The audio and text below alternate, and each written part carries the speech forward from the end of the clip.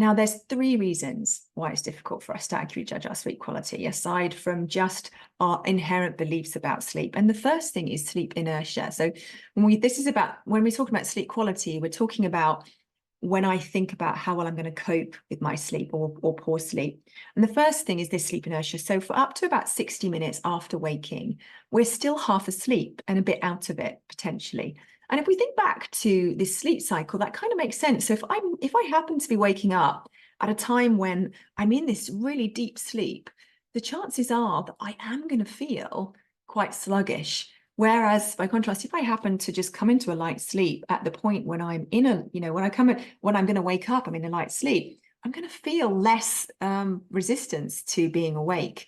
But what tends to happen is that if we wake up, we feel sluggish, we think, oh my God, I'm still so exhausted. This is going to be a terrible day. I'm going to feel tired all day. We start to create beliefs about what's going to happen based on this period that actually isn't really an accurate reflection, because often when we do get up and we have a shower and we do whatever, we feel fine. But that initial judgment can actually set the tone for our day and set that kind of worry in place. And the second thing is about sleep onset. So this moment where we turn from being awake to being asleep, it's actually a real mystery. They don't actually, even when they are looking at brain scans, there's no kind of marker that says, right, this was the moment that somebody fell asleep, which is why, and again, it's that kind of slightly, we're drifting into a dreamlike state, that first stage of sleep, that rapid eye movement sleep. So it's not clear cut. So we can't really tell at what moment I've fallen asleep, which explains why we feel like we haven't had as much sleep because of our judgment of it. And the third factor is worry. So, research shows that when we worry, our mind races and time seems to pass more quickly. So, 30 minutes trying to get to sleep might seem like an hour. And when we're worried and our mind's racing, it can become hard to settle the mind, settle the body for sleep. And somebody said here, my mind races for sure. Yeah. Yeah. And somebody else says, yeah, I often wake up feeling really sluggish. Yeah.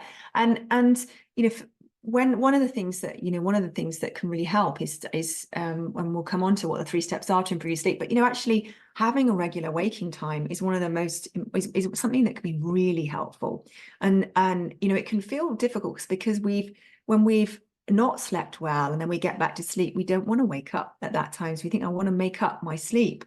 But when we have a regular sleep time, our body, because part of the reason we end up in poor sleep cycles is because we've conditioned ourselves to a certain pattern.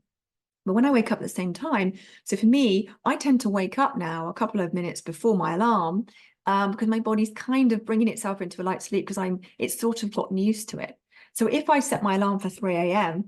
for a week, I don't plan to do that anytime soon. But if I did, the chances are that, I wouldn't need to set my alarm for 3 a.m. forever because my body would start predicting, oh, right, that's when we're going to get up. It's a bit like, if I've seen the optimized charging for your iPhone. I got a new phone recently. My son was explaining to me why it is that I should change my settings. But effectively, the Apple phone rather, and I don't know if it's the same for Android. But it basically, it follows your patterns and it just starts to recognize, oh, you normally take your phone off charge in the morning at 8 a.m. So because it's not good for your battery life to be fully charged, like to be charged beyond 100% and stay plugged in, it charges just to 80%, waits until the right gap between when it predicts you're going to get up, and it then charges the last 20% so that it's not charging all the way through the night, the 100%. And it's a bit like that in our body, that it kind of just starts to predict what's happening and it starts to create a pattern around what we do. So, which is why we can end up stuck in a pattern that's not helpful, because our body's really just trying to help us, but it can get stuck in the wrong pattern. And our job is to change that.